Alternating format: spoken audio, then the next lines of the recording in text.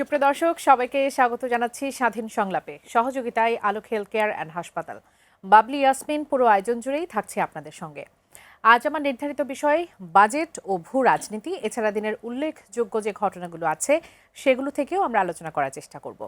স্টুডিওতে আমার সঙ্গে আছেন সম্মানিত দুজন অতিথি, পরিচয় করিয়ে দেব তাদের সঙ্গে। আমার সঙ্গে স্টুডিওতে এই মুহূর্তে আছেন সিনিয়র সাংবাদিক ও লেখক মাহবুব কামাল, আপনাকে স্বাগত। আছেন বাসদের সহ সাধারণ সম্পাদক কমরেড রাজিকুজ্জামান রতন, স্বাগত এই আয়োজনে। আমি শুরুতে মাহবুব কামাল আপনার কাছে আসি। আমি একটু ভূ রাজনীতির ইস্যুটা দিয়ে শুরু করতে চাই। পুশিন নিয়ে আজকে কথা বলেছেন তথ্য উপদেষ্টা ডাক্তার জাহিদুর রহমান। তিনি বলেছেন যে পুশিনকে কেন্দ্র করে ভারত বাংলাদেশকে চাপে ফেলতে চায় বলে আমি মনে করি না, এটা তাদের অভ্যন্তরীণ রাজনীতির একটা প্রভাব। আর পশ্চিমবঙ্গের নতুন সরকার নির্বাচনে ইশতেহারে এটা ছিল, আশা করি এটা ঠিক হয়ে যাবে। আমরা বেশ অমানবিক কিছু বিষয় লক্ষ্য করেছি। একেবারে ইতিমধ্যেই আমরা দেখলাম 10 জন মানুষ শূন্য রেখায় তারা সেখানে অবস্থান করছিল দীর্ঘ সময় ধরে। সেটি নিয়ে এক ধরনের পরিস্থিতি তৈরি হয় এবং পরবর্তীতে ভারত বাধ্য হয়ে, বাংলাদেশের পক্ষ থেকে বলা হচ্ছিল, বাংলাদেশের যিনি পররাষ্ট্র মন্ত্রী ছিলেন তিনি জানিয়েছেন যে আমরা বারবার চেষ্টা করেছি তাদের সাথে যোগাযোগ করার জন্য, তাদেরকে চিঠি দিয়েছি বারবার, এবং পরবর্তীতে ভারত তাদের নিয়ে গেছে। এবং শুভেন্দু অধিকার তিনি বলেছেন যে ইতিমধ্যে প্রায় 4,000-এর উপর বাংলাদেশিদের আমরা পুশিন করেছি বা বাংলাদেশে পাঠিয়ে দিয়েছে। বাস্তবতাটা আসলে কি বলছে? তারা যে দাবিটা করছে এটা কি শুধুই রাজনৈতিক? রাজনৈতিক পতন দেখেন, মানে কোনো কিছুই রাজনীতির বাইরে না, কোনো কিছুই না, ঠিক আছে? যেমন রাতে আপনাকে একটা মশা কামড়ালো, এটাই কিন্তু রাজনীতি, ঠিক আছে? কোনো নাথিং ইজ বিয়ন্ড পলিটিক্স, কোনো কিছুই না। এই যে মশা কামড়ালো, এইটা হচ্ছে আপনার ব্যবস্থাপনার বা মশক নিধনের যে ব্যাপারটা, এইটাকে প্রপারলি হ্যান্ডেল করা হয় নাই। কেন প্রপারলি হ্যান্ডেল করা হয় নাই? এইটার সিদ্ধান্ত আসে নাই ভালোভাবে, বা রাজনৈতিক নেতৃত্ব জিনিসটাকে খেয়াল করে নাই, খেয়াল করছে না বা গুরুত্ব দিচ্ছে না। মানে আলটিমেটলি এটা রাজনৈতিক সমস্যা, ঠিক আছে? সব কিছুই রাজনীতি। কিন্তু আমাদের ভূ রাজনৈতিক সম্পর্কের যে জায়গাটুকু থেকে, সেখানে রাজনীতিটাকে তারা এমন পর্যায়ে কি নিতে চাচ্ছে ভারত সরকার বা আমি বিজেপি? বলছি এখানে একটা ব্যাপার আছে, যেমন সেন্ট্রাল গভর্নমেন্ট এবং ওয়েস্ট বেঙ্গল গভর্নমেন্ট, হ্যাঁ, এই দুইটার মধ্যে আমরা একটু পার্থক্য দেখছি। সেন্ট্রাল গভর্নমেন্ট একদিকে বলতেছে যে আমরা ইলেকটেড গভর্নমেন্টের সাথে একটা সম্পর্ক করে আগায় যেতে চাই, এবং নির্বাচন আগে থেকেই বলতেছে যে আমরা ইউনূস সরকার যেহেতু আনইলেক্টেড, এর সাথে করবো ইলেকটেড গভর্নমেন্ট আসলে, এবং ইলেকশনের পর তারা এটা বলছিল। আবার ওয়েস্ট বেঙ্গলে সেন্ট্রাল গভর্নমেন্টও বিজেপি, ওয়েস্ট বেঙ্গলও বিজেপি, কিন্তু আবার এই ওয়েস্ট বেঙ্গলে দেখা যাচ্ছে এমনও হইতে পারে যে এটা সেন্ট্রাল গভর্নমেন্ট উস্কানি আছে। দেখা যাচ্ছে ইলেকশনের পরে, আপনি খেয়াল করছেন কিনা জানি না, শুভেন্দু ইসলাম ধর্মকে অন্যান্য ধর্মের একেবারে দাঁড় করিয়েছে, কি বলে যে বিপরীত দাঁড় করাইছে। ইসলাম একদিকে, বাকি সব ধর্ম একদিকে, এবং সে বলতেছিল যে মুসলমানরা আমাকে ভোট দেয়নি, বিজেপিকে ভোট দেয়। অর্থাৎ মুসলমানরা হচ্ছে আপনার বিজেপির বিরুদ্ধ শক্তি, এবং বিজেপির বিরুদ্ধ শক্তি মানে হচ্ছে ইন্ডিয়ার বিরুদ্ধ শক্তি, এবং তারা সিস্টেমেটিক্যালি আপনার পুশিনের একটা সিদ্ধান্ত বাস্তবায়ন করতে যাচ্ছে সিস্টেমেটিক্যালি, এবং তারা যে স্ক্রুটিনি করতেছে কাদের কাদের তারা পুশিন করবে, সেখানে দেখা যাচ্ছে বাই অ্যান্ড লার্জ সবাই মুসলিম, বাই অ্যান্ড লার্জ, হ্যাঁ। এবং যেসব যুক্তি তারা দিচ্ছে এগুলি লেম এক্সকিউজ, এগুলি খোঁড়া যুক্তি, হ্যাঁ। এগুলির সাথে মানে একটা কিছু বলতে হয় বলে, যেমন আমি একটা যুক্তি প্রায়ই বলি যে এটা কত খোঁড়া আর কি। যেমন ধরেন যে ফ্যামিলি টাইটেল, না, ফ্যামিলি টাইটেল যদি না মিলে তাহলে দেখা যাচ্ছে সে এই কি বলে অনুপ্রবেশকারী। আচ্ছা, কিন্তু ফ্যামিলি টাইটেল তো এক না হইতে পারে। যেমন আমার ক্ষেত্রে যেটা বলি যে আমার বাবার নাম নাইমুদ্দিন মণ্ডল, আমার নাম মাহবুব কামাল, আমার তো মণ্ডল উপাধি নাই।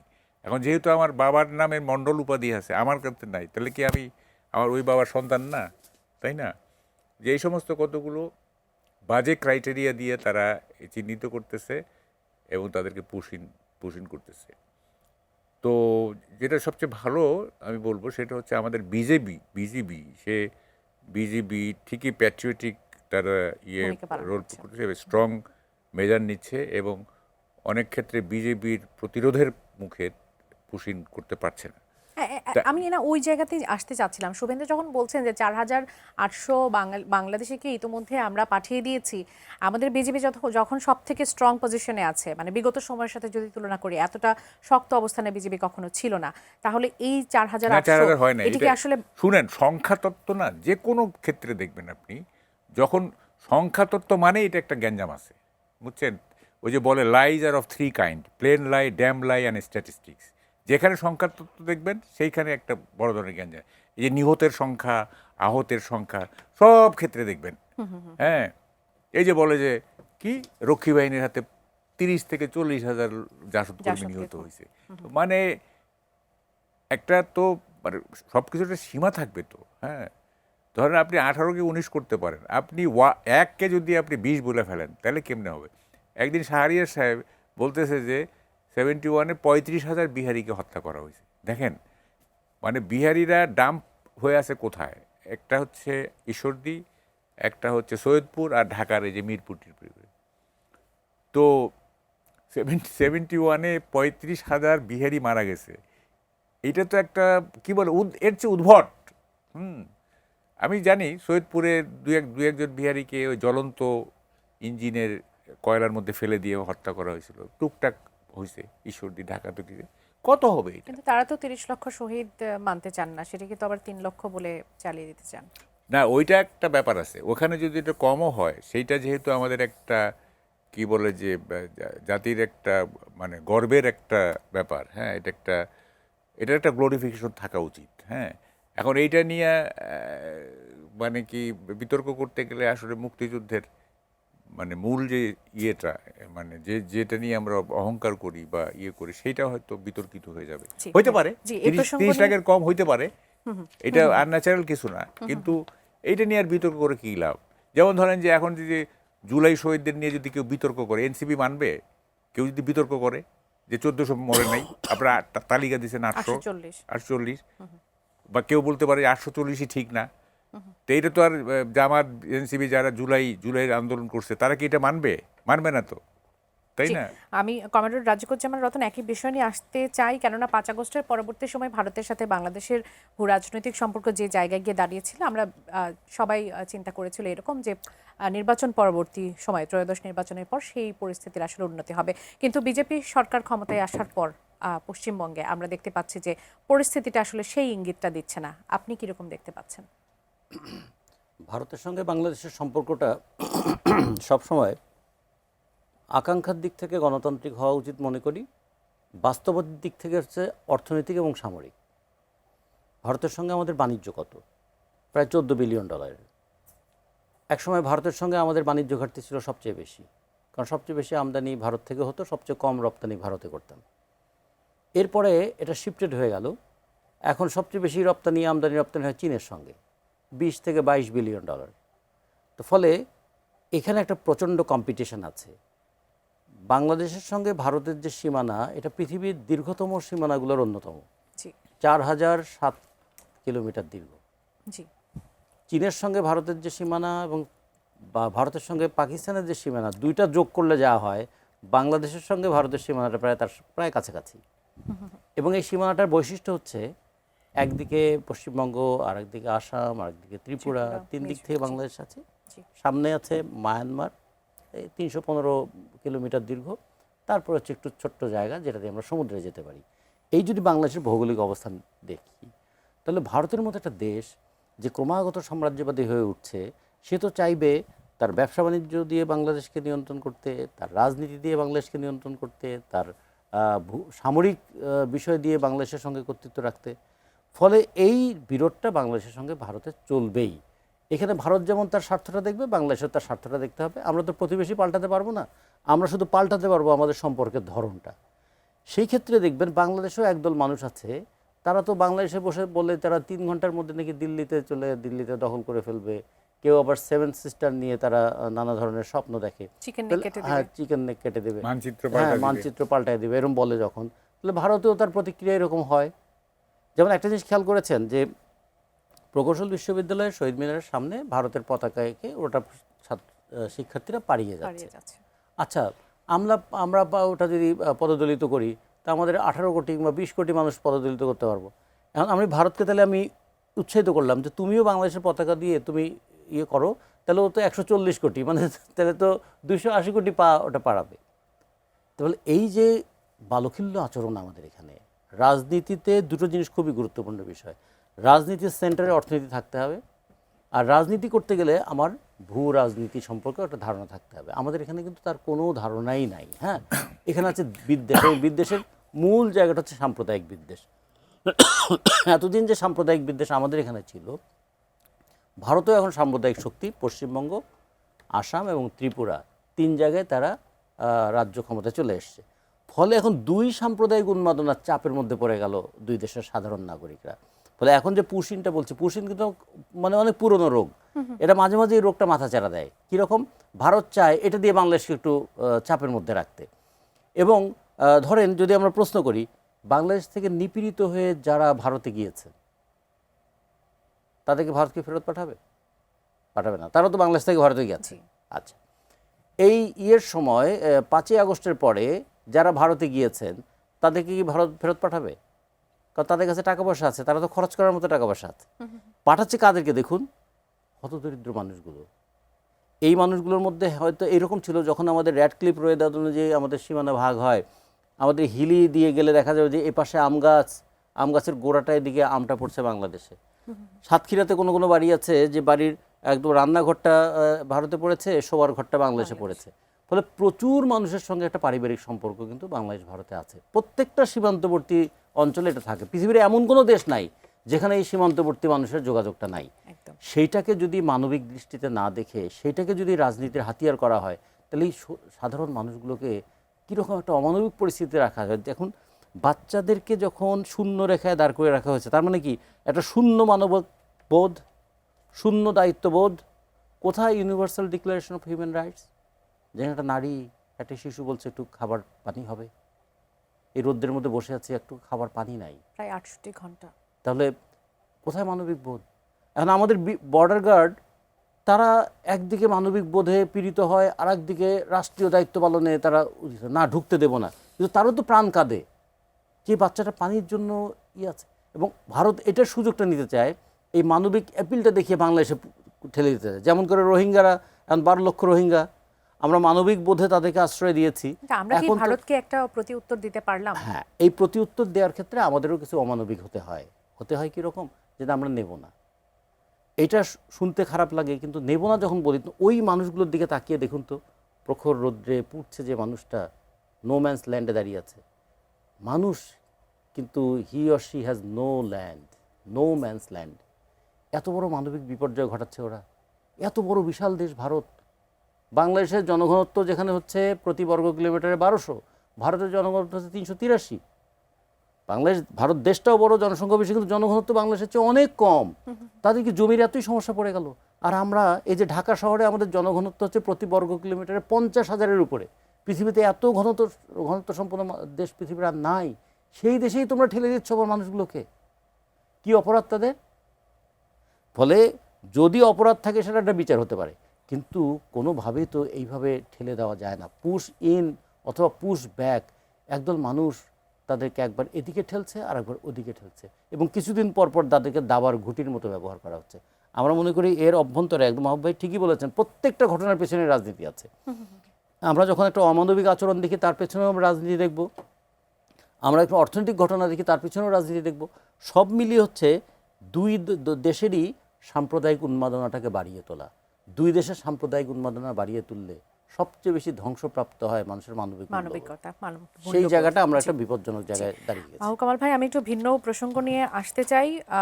আজ তথ্য উপদেষ্টা আরও একটা বিষয় উল্লেখ করেছেন। তিনি স্থানীয় নির্বাচন প্রসঙ্গে বলেছেন যে শর্ত সাপেক্ষে বা শর্ত পূরণ করলে আওয়ামী লীগের লোকজন আসলে স্থানীয় নির্বাচন করতে পারবে। তিনি সেখানে যুক্তি হিসেবে দেখিয়েছেন যে আওয়ামী লীগকে কার্যক্রম নিষিদ্ধ করা হয়েছে, কিন্তু আওয়ামী লীগ সংগঠন হিসেবে তো আসলে নিষিদ্ধ নয়। সেক্ষেত্রে যদি শর্ত পূরণ করতে পারে, তারাও নির্বাচনে অংশগ্রহণ করতে পারবে। এই বিষয়টিকে নিয়ে আপনি কি বলতে চাইবেন? এখানে যে রতন ভাইয়ের 2টা বিষয় আমি একটু করি, এক লাইন করে।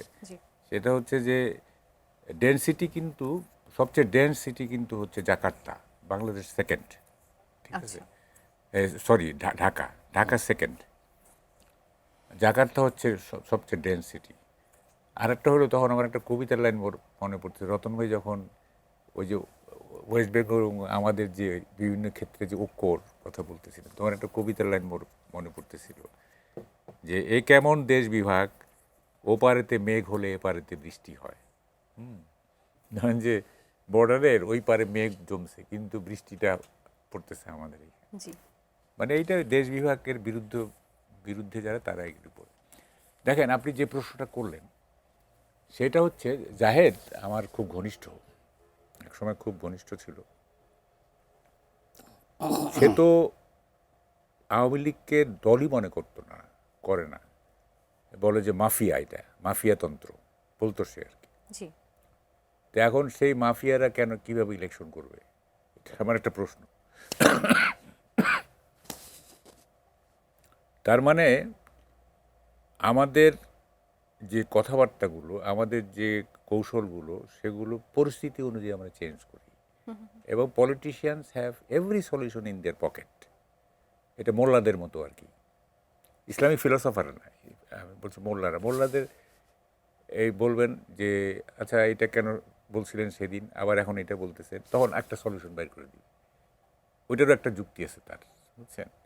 পলিটিশিয়ান তো তাই, সকালে একটা বলতেছে সেটার একটা যুক্তি, আবার এটা যখন উল্টাটা বলতেছে তখন তার একটা আবার যুক্তি বের করে। মানে এটা কি তারা রাজনৈতিক কৌশল হিসেবে নিচ্ছেন স্থানীয় নির্বাচনে? না, আমি বলতেছি যে মাফিয়ারা কিভাবে ইলেকশন করে, তার মানে নিশ্চয়ই কিছু সিনারিও চেঞ্জ হয়েছে, নিশ্চয়ই কিছু একটা ল্যাটারাল প্রেশার তৈরি হয়েছে, তাই না? তাহলে মাফিয়ারা কিভাবে ইলেকশন করে, তাই না? দেখেন, একটা জিনিস বুঝতে হবে, সেটা হলো যে ওই যে গান আছে না, যে একটা চাবি মাইরা দিছি ছাইরা জনম ভরা চলতে আছে মন আমার দেহ ঘড়ি। আপনার বঙ্গবন্ধু আওয়ামী লীগ নামক ঘড়িতে চাবি মারছে, একটা চাবি মারছে। জিয়াউর রহমান বিএনপি নামক ঘড়িতে একটা চাবি মারছে।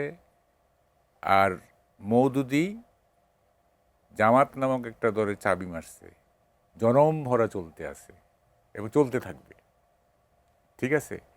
এই কোনোটারই ধ্বংস করা যাবে না, যাবে না এই অর্থে যে এই তিনটা শুধুমাত্র রাজনৈতিক দল না, এই তিনটা সোশ্যাল ফোর্স অলসো, সামাজিক শক্তি, ঠিক আছে? সো এই যে কাউকে মাফিয়া বলে আমি শেষ করে দিব, বা কাউকে আমি স্বৈরশাসক বলে শেষ করে দিব, কাউকে আমি ফ্যাসিস্ট বলে শেষ করে দিব, এটা হবে না। মানে পুরোপুরি শেষ করতেও কি আসলে তারা চায়, সেটিও তো আসলে না, না। আমরা দেখতে পাচ্ছি না। আমি বলতে শুনেন, মানে পৃথিবীর কেউ কাউকে পুরোপুরি তো একটা দল আরেকটা দলকে পুরোপুরি শেষও তো করছে না। কেন সে শেষ করার প্রক্রিয়া চালু করছিল না? আওয়ামী লীগ জামাতকে শেষ করার প্রক্রিয়া চালু করছিল না? 5ই আগস্টের পরে আওয়ামী, এমন বলা হয়েছে না যে কি বলে যে জানাজা পড়ার লোক থাকবে না, বলে নাই ডাক্তার কি না ফুয়াদ সাহেব, বলে নাই আওয়ামী লীগের জানাজা পড়া? অথচ দেখেন আওয়ামী লীগের প্রত্যেকটা নেতার জানাজায় কত লোক হচ্ছে। তো ওই কথা কেন বলছিলেন ওইটা? হ্যাঁ, এটা প্রক্রিয়া তো চালু করছিল তারা। এইটা পারবে না পৃথিবীর কোনো মতবাদ, দেখেন একটু শুনেন, জি। একেবারে নিঃশেষ হয় না, বুঝছেন? যেমন ধরেন মুসলিম লীগ না, 71-এ তো মুসলিম যুদ্ধের মধ্যে তো মুসলিম লীগ শেষ হয়ে গেছে না? কিন্তু এই যে মহসিন সাহেব দেখেন এখন মুসলিম লীগের প্রেসিডেন্ট, কিভাবে কথা বলে যাচ্ছে। জি। আছে তো একটা বৈশিষ্ট্যাংশ, আছে না? আছে তো। জি। যেমন এটা ইন্টারেস্টিং, একটু এন্টারটেইনিং করি, সেটা হলো যে ইউনুসের আমলে আমার এক বন্ধুকে বলতেছি, আচ্ছা ইউনুসের যে এত মানে অন্যায় অবিচার, হ্যাঁ, তা তুমি কথা বলো না কেন? তুমি তোমার ফেসবুকেও কিছু দেখি না তোমার ইয়ে। সে আমার বলে কি, বলে আমি এগুলোর মধ্যে নাই, আমি তাওবাদী। তাওবাদী। তাওবাদী হচ্ছে তাওইজম, একটা চৈনিক ফিলসফি, একটা দর্শন, এটা 2500-3000 বছর আগের। আচ্ছা, সেটা কিরকম? সেটা হচ্ছে যে পরিস্থিতিকে ইনফ্লুয়েন্স করতে যেও না, পরিস্থিতিকে গা ভাসায় দাও। এটা হচ্ছে তাও ফিলসফি। আচ্ছা। কোনো পরিস্থিতি হইলে কখনো এটাকে প্রভাবিত করতে চাবা না, এটাতে তুমি গা ভাসায় দিবা। এটা হচ্ছে তাও ফিলসফি। এখন ওই বন্ধুটা বলতেছে যে আমি তাওবাদী। তাহলে এখন 2500-3000 বছরের একটা দর্শন, তারও একজন ফলোয়ার পাওয়া যাচ্ছে। তার মানে কোনো মতবাদ কোনো ফিলসফি একেবারে ধ্বংস হয় না, ঠিক আছে? তো ফলে এই যে নিরাকরণ, আমি একটু এগুলি লিখছিও, যেটা মশক নিধন না, যে কীটনাশক স্প্রে করে দিলাম সব মশা মরে গেল, এটা না। কোনোদিনও মশক যে নির্বংশ করা, এই যে একটা ইয়ে আছে না, যে কি মশা মারতে কামান দাগা, মশককে আপনি কখনো নির্বংশ করতে পারবেন না। তা আওয়ামী লীগ হচ্ছে অ্যানোফিলিস মশা, বিএনপি হচ্ছে কিউলেক্স মশা। এটা উপমা, কিন্তু এবার উদাহরণ মনে করেন না। আমাদের দেশে একটা সমস্যা আছে, উপমাকে উদাহরণ মনে করে, মানে আমি যেন মশাই বলতেছি আর কি, আসলে এটা উপমা। তা আওয়ামী লীগ হচ্ছে অ্যানোফিলিস, বিএনপি হচ্ছে কিউলেক্স, আর জামাত হচ্ছে আপনার এডিস। এই যে তিনটা মশা, এইটা জন্মান্তরের, এইটা চলতেই থাকবে। এই মশককে আপনি নিধন করতে পারবেন না, ঠিক আছে? আপনাকে কি করতে হবে? আপনাকে করতে হবে যে পলিটিক্স অফ অ্যাকোমোডেশন করতে হবে। আপনাকে একটা সহনশীল টলারেন্ট সোসাইটি গড়ে তুলতে হবে, যাতে পিসফুল কোএক্সিস্টেন্স, শান্তিপূর্ণ সহাবস্থানের মধ্য দিয়ে দেশটা আগায় যায়। আপনি ধ্বংস করতে পারবেন না, তো এটা বলে লাভ নাই, ঠিক আছে? বিএনপিও ধ্বংস হবে না, আওয়ামী লীগও ধ্বংস হবে না, জামাতও ধ্বংস হবে না, এগুলো ফিলসফি, ঠিক আছে? কমরেড রাজিকুজ্জামান রতন, জনাব মাহবুব কামালের কাছে জিজ্ঞেস করছিলাম যে আওয়ামী লীগের স্থানীয় নির্বাচনে অংশগ্রহণের প্রসঙ্গটি নিয়ে, সেটি নিয়ে আপনি আসলে কি বলতে চাইবেন? তথ্য উপদেষ্টা আজকে বলেছেন যে তারা যদি এটা নির্দলীয়, তিনি বলেছেন এটা নির্দলীয়, এখানে কেউ ওই দলের কথা বলবে না। একজন নির্দলীয় ব্যক্তি আসলেন, কিন্তু তিনি তার ক্যাম্পেইনে আওয়ামী লীগ বা তাদের যা যা বলার সেগুলো বলেন, সেটা সমস্যা হবে। এর বাইরে নির্দলীয় ব্যক্তি তার যে ক্রাইটেরিয়া আছে নির্বাচনটা করার জন্য, সেটা যদি তিনি ফুলফিল করতে পারেন, তিনি নির্বাচন করতে পারবেন। আপনি বিষয়টিকে কিভাবে দেখছেন? এই আলোচনাটার কোনো প্রয়োজনই নাই, কারণ যখন ধরে নেওয়া হয়েছে যে আর দলীয় প্রতীক থাকবে না, যখন বলা হয়েছে যে স্থানীয় নির্বাচনগুলো আর দলীয় ভিত্তিতে হবে না, তখন তো প্রত্যেকে নাগরিক হিসেবে পার্টিসিপেট করবে। সেখানে আওয়ামী লীগ, বিএনপি এর আর প্রশ্ন আছে? সে তো নাগরিক হিসেবে আসবে। কিন্তু আমাদের সমাজে যেটা হয়, প্রত্যেক নাগরিকের একটা পরিচয় হয়ে যায়। বিশেষ করে স্থানীয় পর্যায়ে এটা শুধু ব্যক্তি পরিচয় নয়, এটা পারিবারিক পরিচয় হয়ে যায়। যে কারণে দেখুন, যখন রাজনৈতিক দলগুলোর মধ্যে সংঘাত হয়, তখন বাড়িতেও হামলা হয়। আমরা আসলে নির্দলীয় বলতে কি বলি? যারা আওয়ামী লীগের থেকে নির্বাচন করবে, তাদেরকে মানুষকে নির্দলীয় হিসেবে ভোট দেবে না? কেউই এখানে দলীয় নির্বাচন করবে না। সবাই এখানে, আপনিও দাঁড়ালেন, মাহবুব ভাই দাঁড়ালো, আমিও দাঁড়ালাম। আগে হয়তো আমরা দাঁড়াতাম তিনটা পার্টির প্রতীক নিয়ে, এবার প্রত্যেকে ব্যক্তিগত ব্যক্তি হিসেবে। এমন হতে পারে যে একই দলের মধ্যে তিনজনও দাঁড়াতে পারবেন। আচ্ছা, এই অর্থে বোঝানো হয়েছে যে কোনো দল ডিকটেট করবে না, কোনো দল কাউকে প্রতীক দেবে না, এবং কোনো দল তার মানে দলীয় ভিত্তিতে ভোট চাইবে না। এই কথাটা বলা হয়েছে, সাধারণভাবে ধরে নেওয়া হয়েছে। ফলে প্রত্যেক মানুষ এখানে দাঁড়াতে পারবেন। এখন দাঁড়াতে গেলে যেটা হবে, সেটা হয়তো অনেকেই পরিচিত চিহ্নিত মুখ আছেন, তাদেরকে নিয়ে হয়তো এলাকায় কিছু সমস্যা হবেই। কিন্তু খেয়াল রাখতে হবে, মাহবুব ভাই যেটা বলেছেন, যে আমাদের এখানে রাজনীতি শুধু রাজনীতি না, রাজনীতির সঙ্গে কিন্তু আবেগ এবং সংস্কৃতি এমনভাবে মিশে আছে। অনেকে বলে যে আমরা কিন্তু এই বাড়ির প্রায় সবাই একটা দল করি, কিংবা আমাদের মানে পারিবারিকভাবেই আমরা এই দল করি, এর কথা বলতে কিন্তু আমরা পছন্দ করি। কারণ এগুলো আমাদের সংস্কৃতির সঙ্গে মিশে আছে। অথবা আর একটা জিনিস মিশে আছে কিছুর সঙ্গে, ইমোশনের সঙ্গে। কীরকম? আমাদের মুক্তিযুদ্ধের সঙ্গে আমরা কোনোভাবেই আপোষ করতে পারি না, এটা একটা বিষয় আছে। আবার কাউকে কৃত্রিম আবেগ দিয়ে ফুলিয়ে ফাঁপিয়ে দেখা হলো যে ধর্মের নামে একটা আবেগ তৈরি করার চেষ্টা করা হয়। তখন যদি প্রশ্ন তৈরি করা যায়, আপনিও যে ধর্মের মানুষ, আমিও সেই ধর্মের মানুষ, তাহলে আপনি ধর্মীয় আবেগকে কাজে লাগাচ্ছেন কেন? আমরা তো এখানে দাঁড়িয়েছি দুইজন ব্যক্তি হিসাবে, কিন্তু এক পক্ষ বলবে যে না, আমাকে ভোট দিলে আপনি জাহান্নাম নিশ্চিত, আমাকে আর আপনাকে ভোট দিলে জান্নাত নিশ্চিত। জান্নাত এবং জাহান্নাম কে বিচার করবে? কিন্তু এই নিয়ে কিন্তু দুনিয়াটাকে জাহান্নাম বানিয়ে ফেলছে। পরকালে জান্নাতে কোথায় যাব সেটা নিয়ে তো বিতর্ক হচ্ছেই, দুনিয়াতে যে জাহান্নাম বানিয়ে ফেলছে এটা নিয়ে কোনো বিতর্ক নেই, এটা কিন্তু একদম দৃশ্যমান হয়ে উঠছে। এই জন্যই কথাটা বলা হয়েছিল যে নির্বাচনের সময় আমরা এইটুকু দেখতে চাই যে মানুষ তার পছন্দ মাফিক প্রার্থীকে ভোট দিক, মানুষ ভোট দিক তার এলাকার কথা বিবেচনা করে, মানুষ ভোট দিক একটা ব্যক্তিগত মানুষের চরিত্র, সততা, সেগুলো নিয়ে। কিন্তু এখন চরিত্র, সততা সব কিছু ছাপিয়ে সামনে এসছে তার ক্ষমতা কি?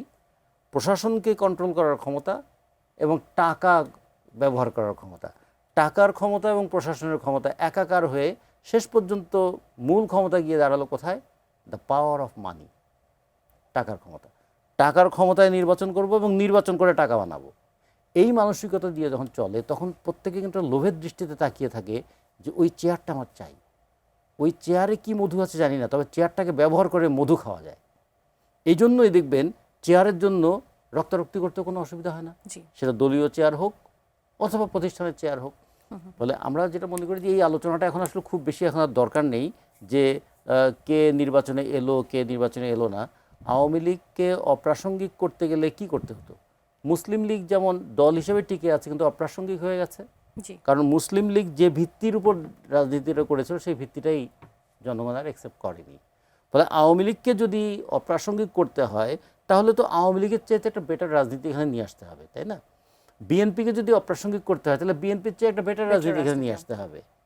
তো ফলে আমরা যেটা মনে করি সেটা না করে দমন করে নির্মূল করতে গিয়ে 15 বছরে বিএনপিকে কি নির্মূল করা গেছে? জানি তো। জি।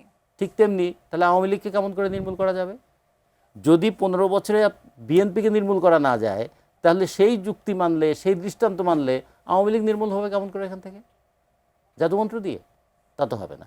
ফলে আমার মনে হয় রাজনীতিটা এই প্রকাশ্য হওয়া উচিত, রাজনীতিটা খোলামেলা হওয়া উচিত, রাজনীতিটা বিচার বিবেচনার হওয়া উচিত। জি। তিনটা জিনিস এখানে খেলা করতে হবে। রাজনীতিতে টাকার খেলা চলবে না, রাজনীতিতে প্রশাসন এবং পুলিশকে ব্যবহার করা যাবে না, 3 নম্বর হচ্ছে রাজনীতি করতে গিয়ে ধর্মকে ব্যবহার করা যাবে না। এই তিনটা জিনিস যদি বন্ধ করতে পারেন তাহলে কাউকে নিষিদ্ধ করা আর তাও কাউকে বন্ধ করার দরকার নেই। মানুষ স্বাধীনভাবে ভোট দিক। আপনারা যেমন স্বাধীন সংলাপের কথা বলেছেন, মানুষের স্বাধীনভাবে যাচাই করুন। অসংখ্য ধন্যবাদ মাহবুব কামাল ভাই। আমি একটু ডক্টর ইউনূস প্রসঙ্গে আসতে চাই, কেননা ডক্টর ইউনূসের মামলা সংক্রান্ত বেশ কিছু প্রশ্ন সামনে এসেছে। সম্প্রতি হামে শিশু মৃত্যুর অবহেলার দায়ে তার বিরুদ্ধে একটি মামলা আবেদন করা হয়, সেটি খারিজ হয়ে যায় এবং এর আগেও তার বিরুদ্ধে কিছু মামলার প্রস্তুতি নেওয়া হচ্ছিল, সেগুলো খারিজ করে দেওয়া হয়েছে। সেখান থেকে প্রশ্ন আসছে যে বিএনপি সরকার কি ডক্টর ইউনূসকে দায় মুক্তি দিয়েছে? শুনেন, মানে সাবেক সরকার প্রধান কিংবা রাষ্ট্রপ্রধানের বিরুদ্ধে মামলা করার আমাদের আছে না, ইতিহাস আছে তো। এরশাদ সাবেক প্রেসিডেন্ট, তার বিরুদ্ধে মামলা হয়েছে না? জি। খালেদা জিয়া সাবেক প্রধানমন্ত্রী, তার বিরুদ্ধে মামলা হয়েছে না? হাসিনা সাবেক প্রধানমন্ত্রী, মামলা হয়েছে না? তো ওয়াই নট ইউনূস? ইউনূসের বিরুদ্ধে কেন মামলা করা যাবে না যদি কিছু দোষ থাকে? আপনি একটা জিনিস খেয়াল করছেন কিনা, বিএনপির নেতারা এখনকার ব্যর্থতা, যেসব জায়গায় ব্যর্থতা আছে সেই সবগুলো ঢাকার জন্য 17 বছরের সেই স্বৈরশাসনকে টেনে আনে। 18 মাসটা কিন্তু জাম করে যায়। 18 মাসে এমন একটা লাভ দেয় 17 বছর থেকে, যা ইউনূস আর খুঁজে পাবেন না, লাভ দিয়ে চলে আসে এখানে। মাঝখানে যে 18 মাসের একটা বিভৎস ধরনের শাসন ছিল সেইটা কিন্তু তারা লাভ দিয়ে চলে আসে। এটার অদ্ভুত ব্যাপার। আপনার ইউনূসের দেখেন কেন মামলা করা যাবে না, অন্য কিছু বাদ দেন, এই যে 650 হামে মারা গেল না শিশু, এটা স্পষ্টতই, এবার স্বাস্থ্যমন্ত্রী নিজে বলতেছেন যে ইন্টারিম গভর্নমেন্টের এটা গাফিলতি, কেন মামলা করা যাবে না? স্বাস্থ্যমন্ত্রী তো বলতেছেন এটা, কি কারণ মামলা করা যাবে না? কারণটা হচ্ছে, আপনি খেয়াল করে দেখবেন, ফ্রম ডে 1, 8 অগাস্ট যে টেক ওভার করলো ইউনূস, ফ্রম ডে 1 একবার up to the last day of his tenure, BNP এবং সব দল ইউনূসকে কোনো প্রশ্ন করে নাই। ইউনূসের সব দোষ মাফ। এই মপতন্ত্র থেকে শুরু করে তার যে পার্সোনাল এজেন্ডা বাস্তবায়ন থেকে শুরু করে এই যে অব্যবস্থা, এই যে মানে অবিচার, কোনো প্রশ্ন নাই। তখন তো একটা যুক্তি, পরে তারা একটা যুক্তি দেয় যে ইউনূসকে বেশি ঘাটাইলে হয়তো নির্বাচনটা পিছিয়ে যেতে পারে। এখনকার যুক্তিটা কি? এখন না, সেটি তো he is no more in the পাওয়ার।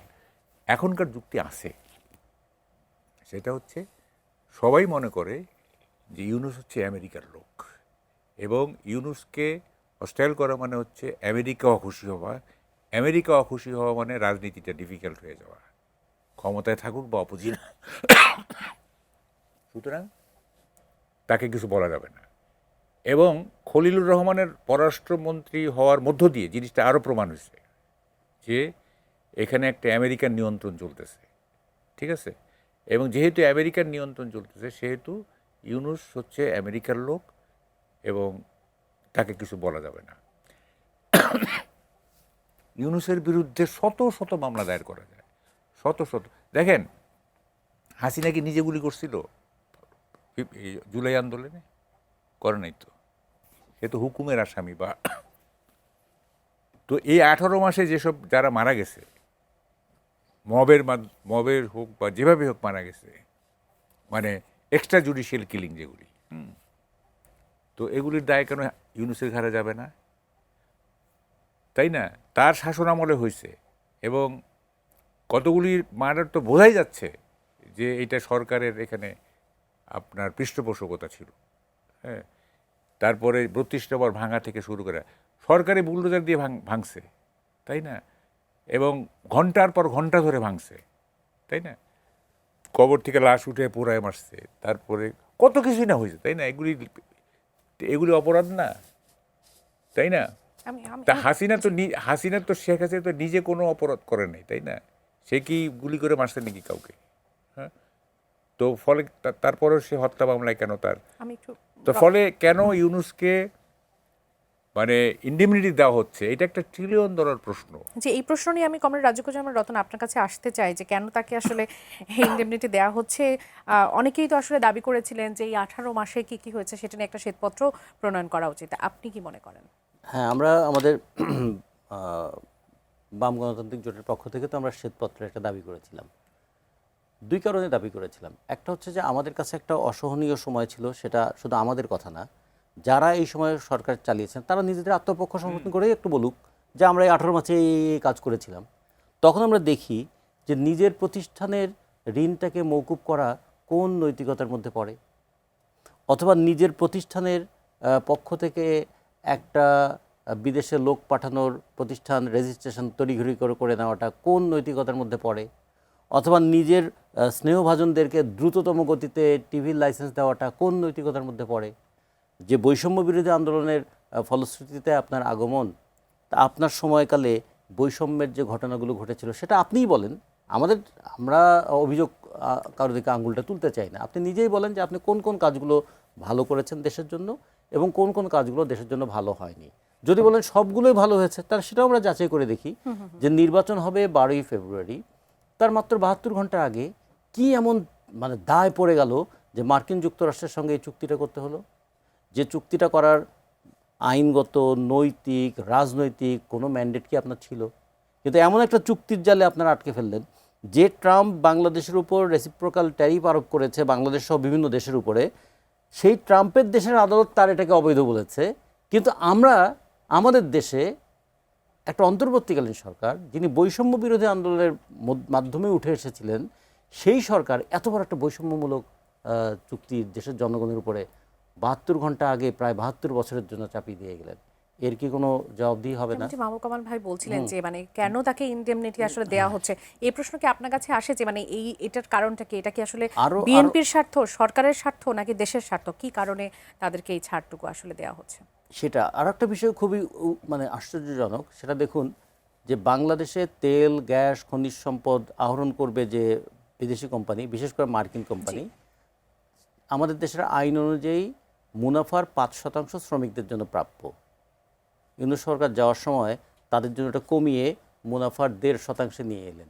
তার মানে এইটা আড়ালে চলে গেল, শ্রমিকদের ব্যাপার তো। ফলে আমাদের দেশ শেভরন বলি, আমাদের অক্সিডেন্টাল বলি, আমাদের ইউনিকল বলি, কিংবা কনকোফিলিক্স বলি, এরা যে বাংলাদেশে ভবিষ্যতে তেল গ্যাস আহরণ করবে, তাদের মুনাফার যেটুকু অংশ অন্যান্য কোম্পানি মানে দেশীয় কোম্পানি যা দিতে বাধ্য, ওদের জন্য সেটা তারা দিতে বাধ্য। আমরা আমাদের শ্রমিকদেরই ঠকাচ্ছি, আমাদের শ্রমিকদেরকে ঠকাচ্ছি। এই ধরনের চুক্তিগুলো কোন শ্বেতপত্রে তারা এটা তুলে ধরবেন? একটু বলি ফলে হ্যাঁ, এই চুক্তিটা আমি না একদম ইন টোটো ব্যাখ্যা করছি কালের কণ্ঠে, এটা একটা ভিডিও আছে। মানে কি বলবো, এটা একটা সুস্থ লোক যার মিনিমাম কোনো দেশপ্রেম আছে সে এটা করতে পারে। আমি ইউনূস সরকারকে আমি কতগুলি কি বলে যে বিশেষণ দিচ্ছি: obnoxious, unpleasant, disgusting, dispassionate, cruel, narcissist, devoid of patriotism. এটা একটা অদ্ভুত ক্যারেক্টার, যে কিনা টেড টার্নারের মৃত্যুতে সে একটা মানে ফেসবুকে পোস্ট দেয়, অথচ 650 শিশু মারা গেল এবং বলা হচ্ছে যে এটা ইন্টারিম গভর্নমেন্টের ইরেসপন্সিবিলিটির কারণে। একটা কথা উচ্চারণ করে নাই। হ্যাঁ, এটা কোনো লোক, মিনিমাম হিউম্যানিটি আছে? এবং তার দেখবেন, এবং সে he stands on falsehood and কি বলে যে ফেক প্রমিস, একটা মিথ্যাচার এবং আপনার ফেক প্রতিশ্রুতির উপরে দাঁড়িয়েছিল সে, আর কিছু না। তা প্রত্যেকটা কথাতে ফলসহুড এবং এই যে কী সব বলতো আর কি, আমরা যাব না তারা আসবে, সাথে সাথে কয়েকটা এমবেসি ভিসা রেস্ট্রিক্ট করে দিল, বলে আমাদের কাছে চিঠি আসতেছে।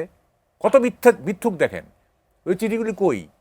আমাদের কাছে চিঠি আসতেছে, হ্যাঁ, তারা আমাদের এত এত তরুণ সম্পদ কোথায় পাবে, এটা 25 সাল 26 সালে না জানি কী হবে, কি বোগাস, হাস্যকর, তার কোনো পার্সোনালিটি বলতে কিচ্ছু নাই।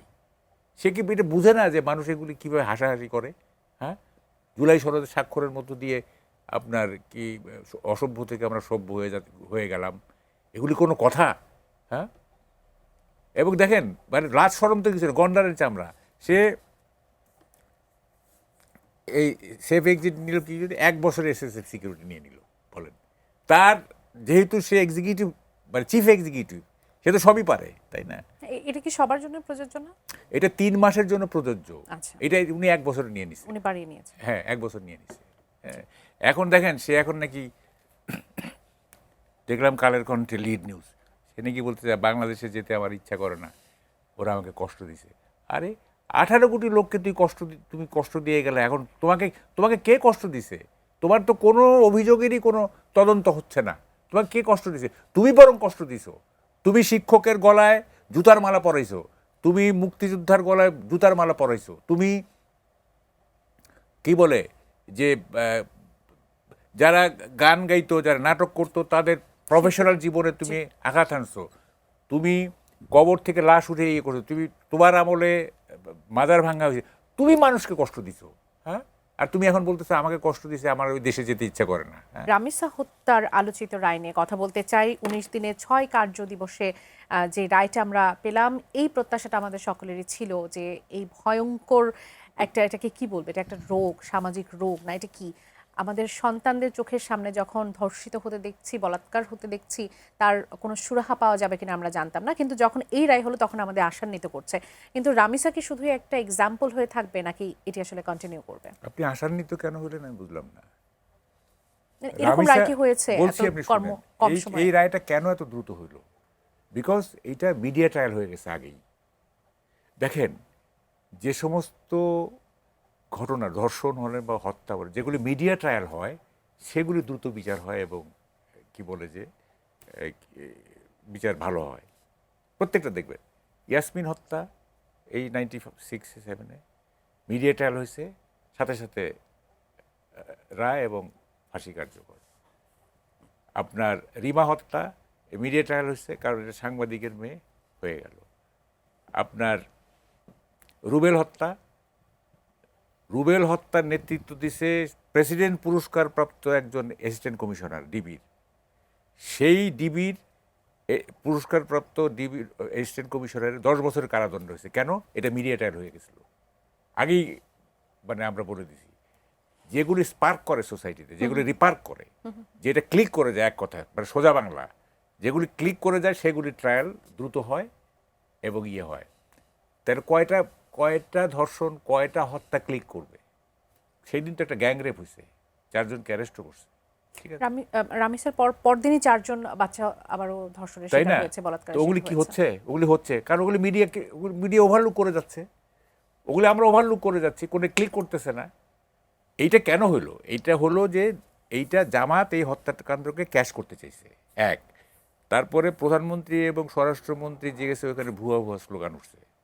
ঠিক আছে, সবটা মিলে একটা পলিটিক্যাল গেইন, উদ্দেশ্যটা পলিটিক্যাল গেইন ছিল প্রাইমারিলি। হ্যাঁ, এটা যেহেতু এটা সোসাইটিতে রিপার করছে, এটা বিচার দ্রুতই হইতো, জি। কিন্তু এটা অ্যাক্সেলারেট করছে আপনার এই যে এইসব ঘটনা। জামাত এটা ক্যাশ করতে চাইছে, ওখানে ডেমনস্ট্রেশন দিচ্ছে লোকজন, এটা থামাইতে হবে। ঠিক আছে, কিন্তু আমরা তো এটা চাই, এটা কন্টিনিউ করুক, আমরা না তো চাই। কিন্তু এটা তো শুনেন, এটা তো হাইপার স্পিডি হয়ে গেছে। এত এত কেন? এটা 1-1.5 মাস হলে একটা ভালো হইতো, আমি বলি। এটা হাইপার স্পিড হয়েছে, তাতে হয় কি জানেন, তখন একটা একটা পারসেপশন দাঁড়ায় যে এইটা সরকারের মেজাজ বুঝে এইটা সরকার চাইলেই চাইলে সম্ভব। জি। তার মানে এখানে জুডিশিয়ারির যে একটা ইন্ডিপেন্ডেন্স, হ্যাঁ, যেমন আমাদের প্রাইম মিনিস্টার বলছেন যে 1 মাসের মধ্যে শাস্তি নিশ্চিত করা হবে, তাই না? উনি এটা বলতে পারেন যে দ্রুততম সময়ের মধ্যে এটা হবে এবং আমরা চাইবো যে ন্যায় বিচার প্রতিষ্ঠা হবে। উনি মধ্যে শাস্তি এটা কিন্তু এটা এটা বলা ঠিক না তো, তাই না? জুডিশিয়ারি তো তার নিজস্ব একটা সম্ভ্রম আছে, জি, হ্যাঁ, তার একটা, সময় একেবারে শেষের দিকে। তাই না? জি। ফলে আমি এখন ঘটনাটা দাঁড়াইছে যে এগুলি বাড়বে, কিন্তু বুবলি আমি বলে দিচ্ছি, সোসাইটির কতগুলি মানুষের কতগুলি psychological anti social personality disorder চলতেছে, স্যাডিজম, তারপরে আপনার কি বলে সাইকোপ্যাথি, সাইকোপ্যাথের সংখ্যা বাড়তেছে, স্যাডিস্টের সংখ্যা বাড়তেছে।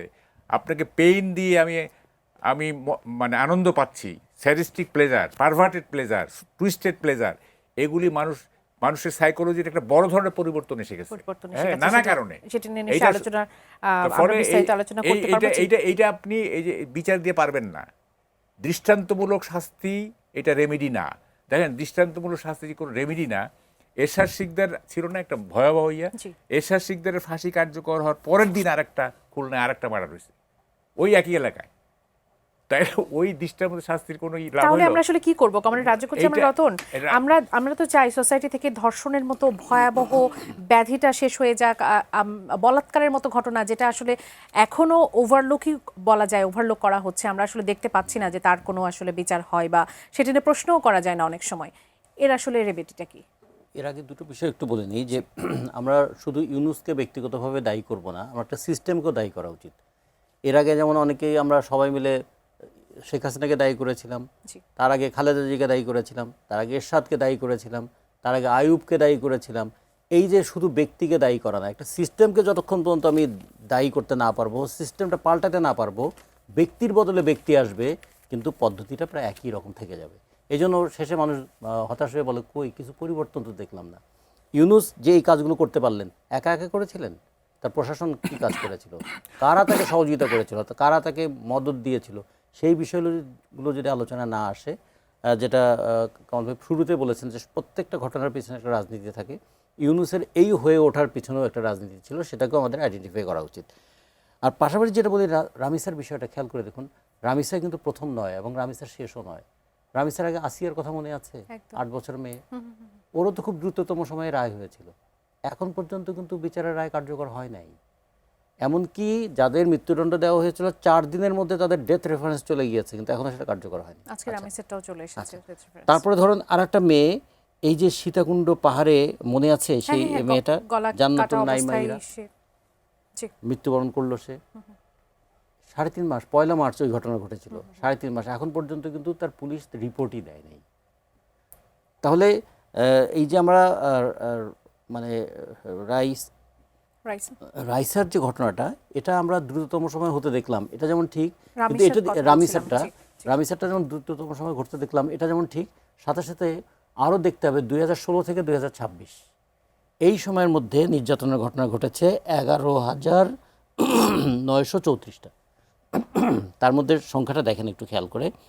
এর মধ্যে আছে, আমরা যদি দেখি যে রেপড হয়েছে তারা 6,135, এবং এর মধ্যে কন্যা শিশু নির্যাতিত হয়েছে তাদের মধ্যে হচ্ছে 5,631 জন, আর ছেলে শিশু তারা নিপীড়নের শিকার হয়েছে 400 জন। এবং এই 400 জনের বেশিরভাগগুলোই হচ্ছে 90% ধরে মাদ্রাসায়।